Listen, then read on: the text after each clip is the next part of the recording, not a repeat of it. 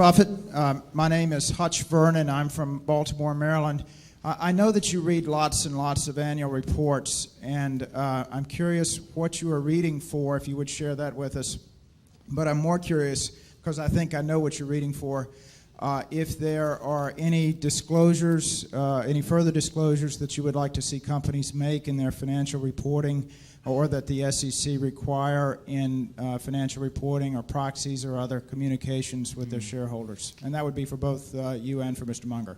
Yeah, the main thing that they can't mandate in annual reports, I really like to have, I like to know as much as I can about the person that's running it and how they think about the business and what's really going on in the business. In other words, I would like to have a report that would be identical to what if I owned half of a company but was away for a year and I had a partner who owned the other half. When I came back, that he would tell me about what had taken place during the past year and what he foresaw coming up and all of that.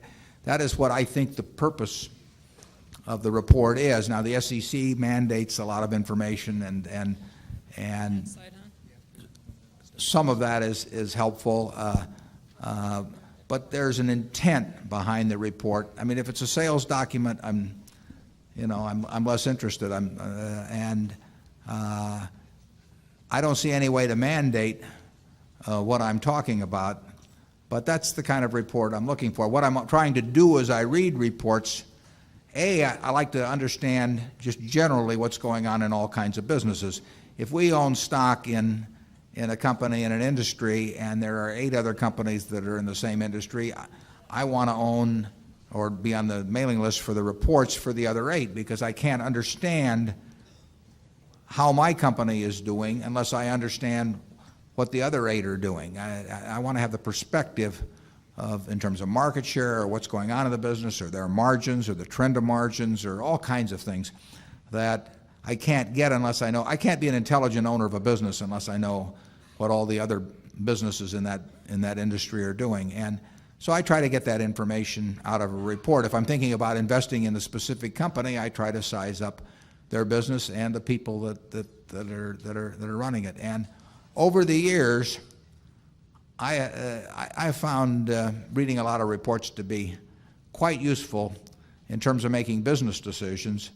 At Berkshire, if we own a whole of a business, I want to own shares in all of the competitors just to keep track of what's going on. And I want to be able to intelligently evaluate how our managers are doing that, and I can't do that unless I know the industry backdrop against which they're working.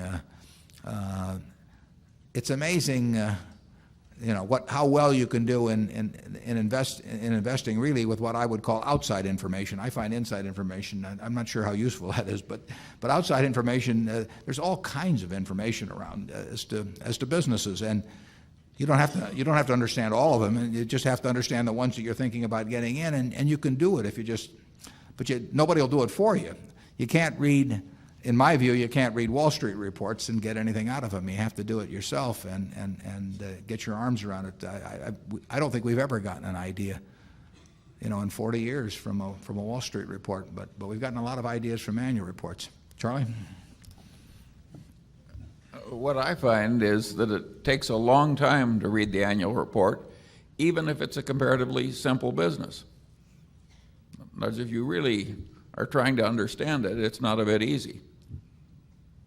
Yeah, I would say that on average in a business we're really interested in, even though we know what to skip to some extent, what to read, I mean, it's going to be 45 minutes or an hour on a report, and if there are 6 or 8 companies in the industry, that's going to be 6 or 8 hours perhaps, and then there are quarterlies and a lot of other. I mean, the way you learn about businesses is by absorbing information about them, thinking it, deciding what counts and what doesn't count, relating one thing to another, and that's the job.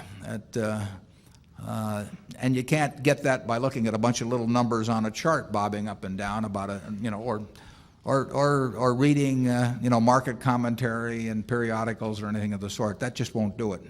You've got to understand the businesses. That's where it all begins and ends.